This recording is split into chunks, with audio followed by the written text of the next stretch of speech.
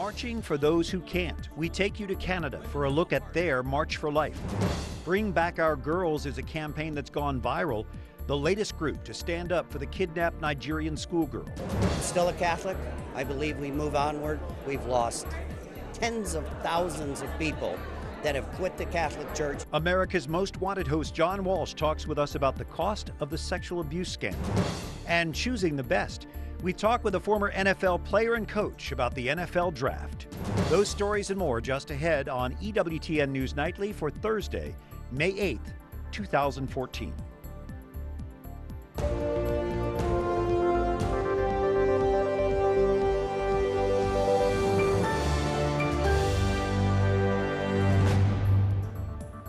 Good evening from Washington. Thanks for joining us. I'm Brian Patrick. As we look at news now, for the first time, a federal appeals court is considering a final ruling on whether the government can force religious nonprofits to pay for birth control for their employees. Our Jason Calvi was in the courtroom for oral arguments. Jason, what's this all about? Well, in court it was put this way, Brian. Do the religious nonprofits go in the frying pan or the fire? The religious nonprofits in this case say the government is forcing them to violate their religious beliefs. The appeals court in D.C. combined two cases today. One includes the Archdiocese of Washington, D.C. Catholic Charities, the Catholic University of America, and some other Catholic schools. The other case involves Priests for Life. This is a battle of biblical proportions. Priests for Life's Father Frank Pavone has spent his priesthood fighting abortion. Now he says the government is forcing him to violate his pro-life views and his faith. Republican Senator Ted Cruz also rallied for Priests for Life today. When I was in college, we had a vending machine in the college bathroom. It was 50 cents. No one stood between you and dropping 50 cents in the vending machine if you wanted to access contraceptives. This case has nothing to do with that. What this case has to do with is whether the federal government can force people to pay for the contraceptives and abortion-inducing drugs of others. Inside the courtroom, a three-judge panel heard the debate.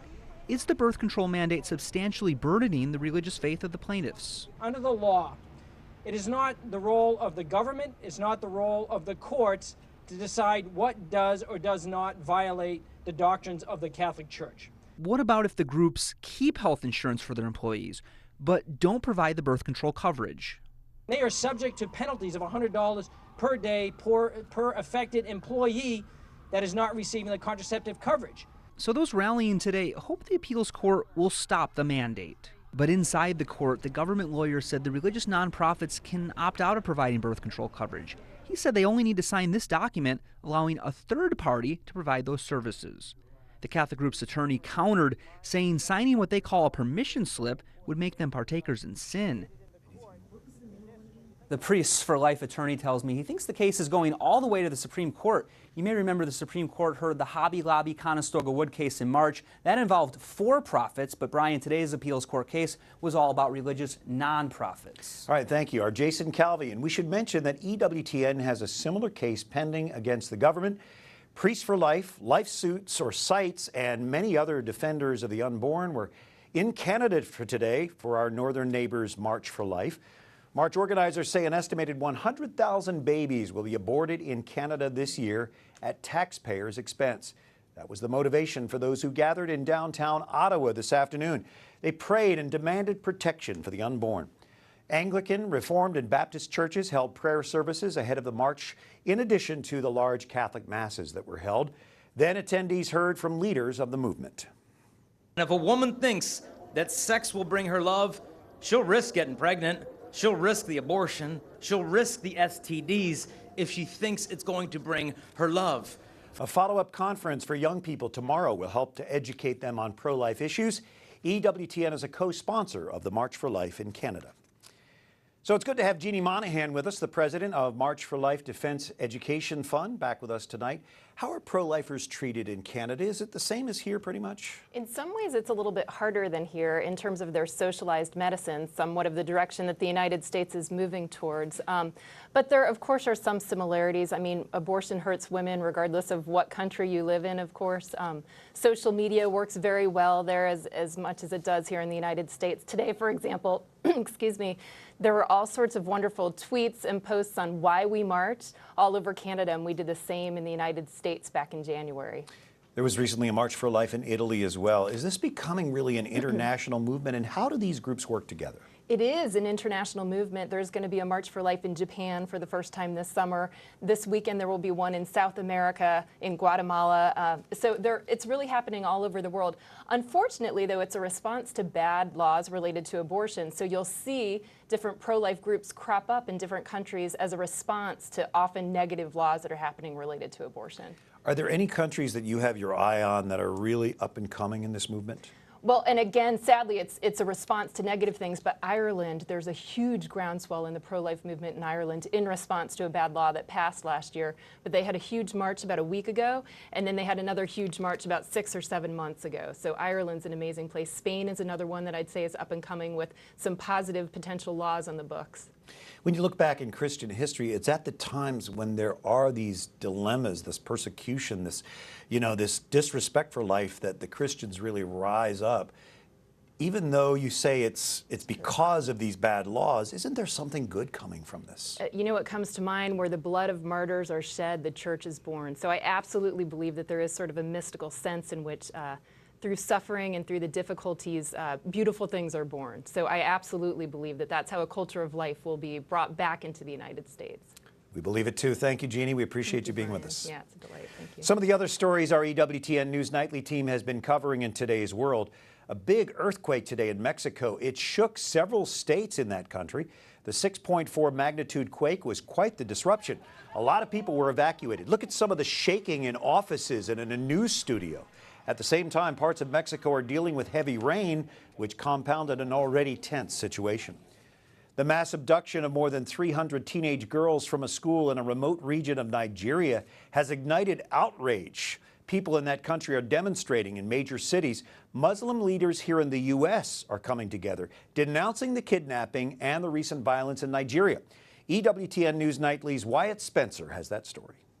We need to unite across all lines, all faith lines, all nationalities, and realize that these are our girls. Some strong words today from Muslim organizations about the situation in Nigeria. This week, the leader of Boko Haram claimed their group kidnapped more than 300 schoolgirls back on April 15th and are still holding them captive. They've even threatened to sell the girls into slavery. The terrorists want to impose an Islamic state, and they've killed hundreds of innocent people in Nigeria. The problem is often that people will say, but the Muslim community is silent. The U.S. has pledged foreign aid and equipment, but not military help. Today, Nigeria's President Goodluck Jonathan said he'll accept that help, but many say that's not enough to address the root of the problem, poverty and illiteracy. Because much of what is happening with these organizations like Boko Haram or these organizations like the Taliban is because the poor, we've neglected the poor. We've neglected our responsibilities.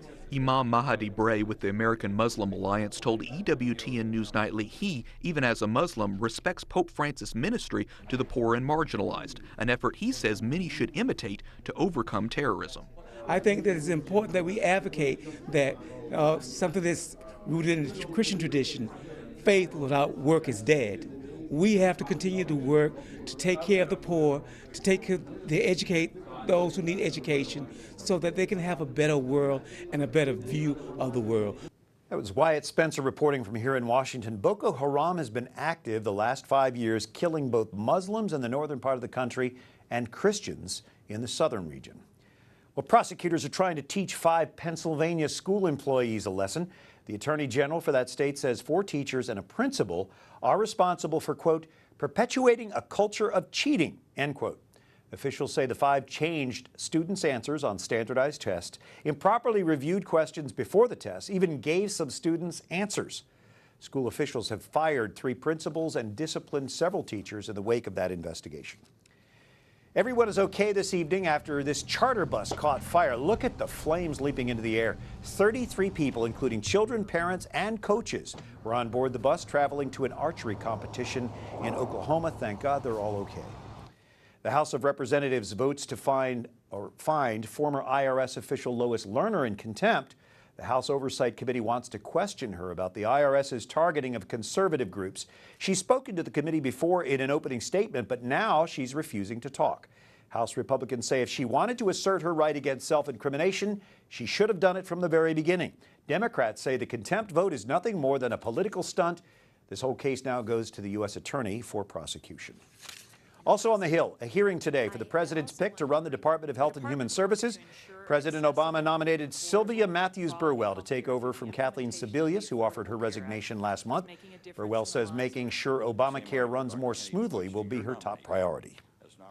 The department's work to ensure accessible, affordable, quality health care through the implementation of the Affordable Care Act is making a difference in the lives of our families and our communities while strengthening the economy. Mathews Burwell will also have to face another committee before her confirmation. James Capretta is back with us tonight. He's a senior fellow at the Ethics and Public Policy Center and an expert on health care policy. Good to have you back with us, James. Thank you. Glad to be with you. You served as an associate director in the Office of Management and Budget, which Burwell now directs. What kind of background is that in terms of her moving into directing HHS? Well, when you're the director of OMB, you're involved in every aspect of the government. Every big decision involving spending, regulation, management of the executive branch. She's been involved in all aspects of this, including health care. So she's learned quite a bit about how the health care law works from her current position. That'll serve her well. So it seems like it would be a smooth ride for her. What challenges, unique challenges, do you think that she'll face? Well, it's a massive bill. They're changing all aspects of American health care, and so there's all kinds of disruption already underway. Trying to smooth that out is her big job, how to do that in a way that doesn't cause too much political damage for the administration. I think one big issue remains the HHS mandate. Her predecessor pushed that very, very hard, as your reporting has indicated. And it's still very controversial, and how she handles that's a very big issue. Do you think she'll deal with that mandate any differently than Sebelius? Well, Secretary Sebelius was certainly very committed to it, and so far the nominee has not indicated she'll back off, but one can always hope. What do you make of her nomination, and do you think that she'll be confirmed? Well, I think her nomination was really an indication that they want better management at HHS now that the law is being implemented. Not so much political aspects of it, but more trying to smooth out implementation. That's her task from the president. She's probably fairly well qualified to do that, and I do think she will be confirmed by the Senate. Well, they're on the downside of this administration. I mean, the last couple of years, and to bring in somebody fresh and new, that can't hurt, can it? Well, certainly, honestly, I think because of all the political problems that were associated with Secretary Sebelius, it was time for her to leave, and a new nominee probably can have a bit of a fresh start. Maybe that'll help a little bit, but the sides are very polarized, so I'm not all that sure she can make all the problems go away. All right, James Capretta, we always appreciate the insight that you offer. Thank you. Thanks for being with us. Well, new members or new numbers are coming out of Ukraine this evening. Despite the vast differences, most people there want that country to be unified. 77%, according to a new poll. In the mostly Russian-speaking eastern part of the nation, 58% are in favor of unity, so a little less, but still a majority. Despite the survey results and opposition from the Kremlin, pro-Russian forces are getting the ballots ready to hold a referendum for autonomy this weekend. Well, John Walsh, who turned the tragic loss of his son into a crusade for exploited children, addresses the church's recovery from the clergy sex abuse scandal up next, plus a full report on Rome on the other side of the break.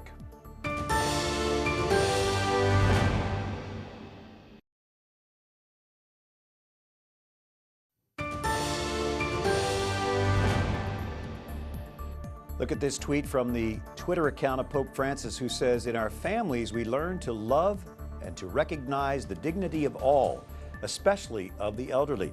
It's comforting as I grow closer to being the elderly."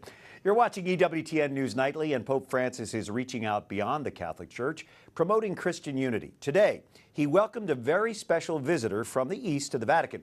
Our Rome correspondent Alan Holdren covers that visit for us tonight.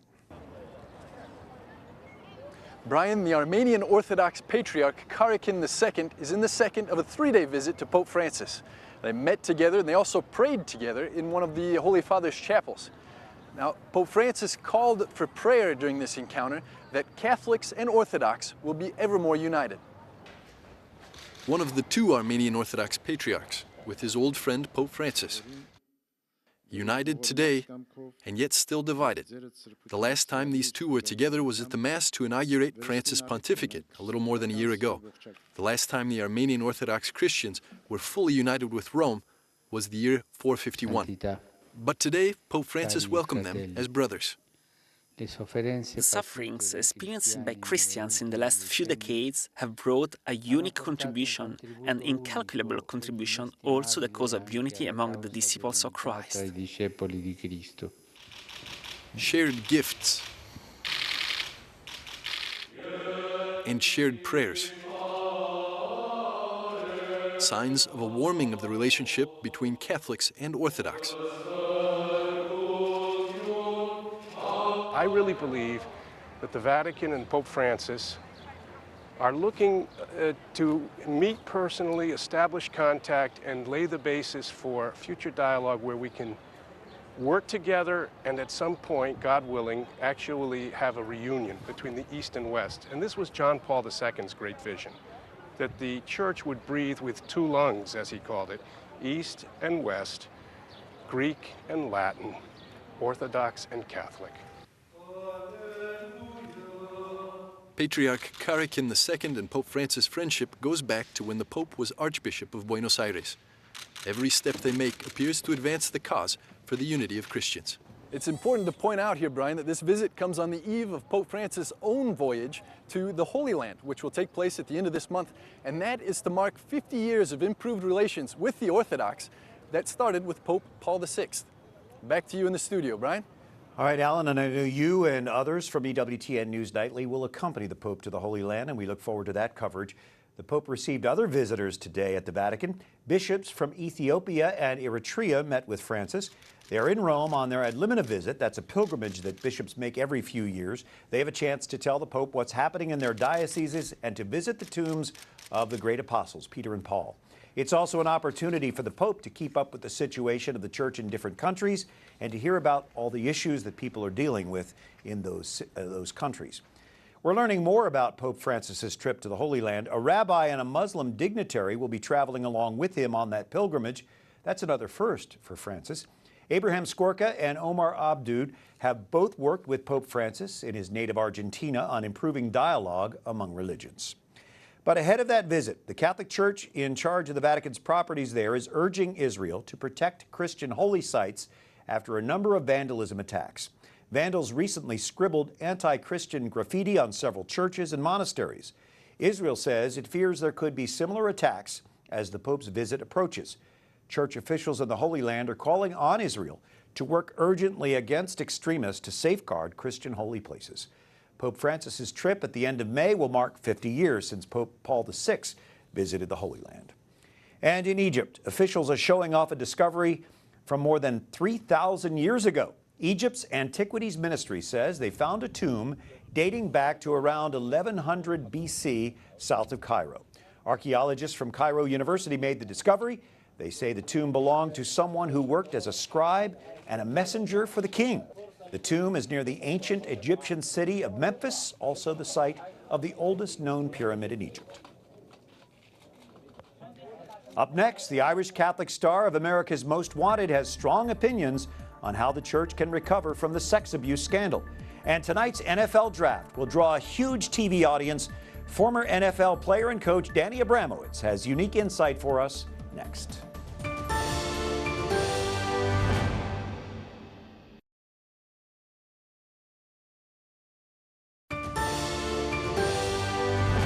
This is EWTN News Nightly for Thursday, the 8th of May. Thanks for joining us tonight. I'm Brian Patrick. This week, we've looked closely at the church sex abuse scandal, from the cries of victims groups to the UN grilling of the Vatican, and, of course, the church's preparation of future priests for a faithful, chaste life. Well, lawmakers in Colorado are giving the okay for special banks meant to serve the marijuana dispensaries there.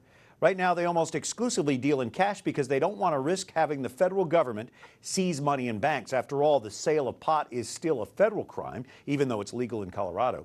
Supporters of the measure say it could make marijuana operations less of a target for robbers. Switching gears now, things can get pretty heated sometimes during TV debates, but usually not this intense. Now, this happened in Jordan. Two pundits talking about Syria picked up the desk between them. They started to push at each other, and even after the desk fell apart, they continued to fight.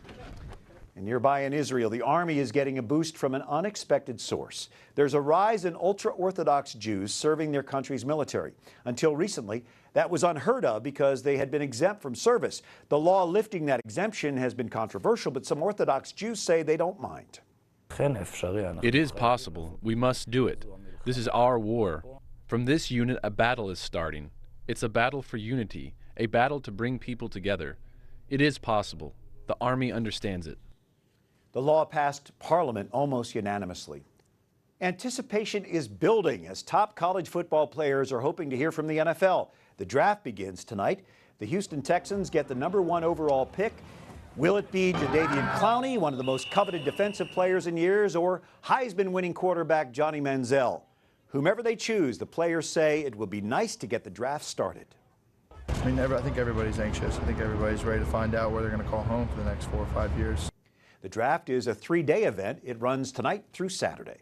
We have Danny Abramowitz, former All-Pro NFL player and NFL coach, joining us. You see Coach on EWTN's Crossing the Goal. Coach Danny, it's great to have you join us. What's unique about the draft this year? Well, Brian, a couple things. One, it's the latest draft ever. It's in May, and usually it's in April or before.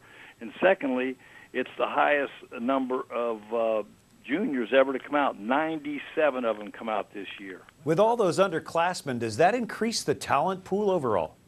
Yeah, I talked to a couple coaches, and they told me that this will be the deepest draft ever, and the result of that is because of the 97 juniors that came out. Well, you were a wide receiver. In fact, I know we have some video from the NFL of your playing days back in the 60s. You were a first-round pick, weren't you? Yeah, I was the first round, like try 17th round. I think what happened, they fell asleep and hit the lever, and my name came up and said, oh, okay, let's take him. Who do you like as a wide receiver in the draft? And also the offensive linemen, of course, they're very important to that passing game. Well, they have a couple receivers. There's two types, like a slot receiver, a Sammy Watkins type guy, or the Beckman from LSU. And then they have these big receivers like Evans from A&M. Also, in the tackle department, they have Mathews. That name pops up. Their grandfather played, their father played, their dad played, the boys are playing. So there's another Mathews coming out of A&M.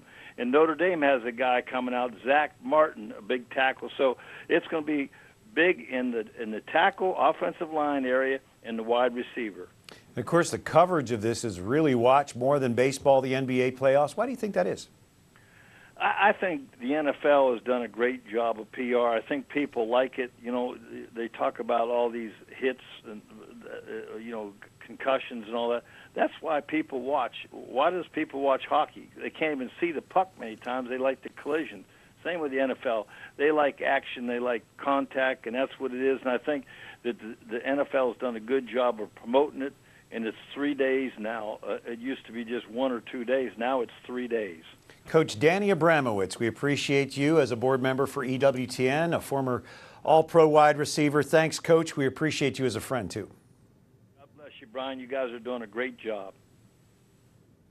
Be sure to like us on Facebook and follow us on Twitter. You can catch us again anytime on EWTN's YouTube page. For all of us here at EWTN News Nightly, I'm Brian Patrick. Thanks for watching tonight and now every weeknight here on EWTN. Good night and God bless you.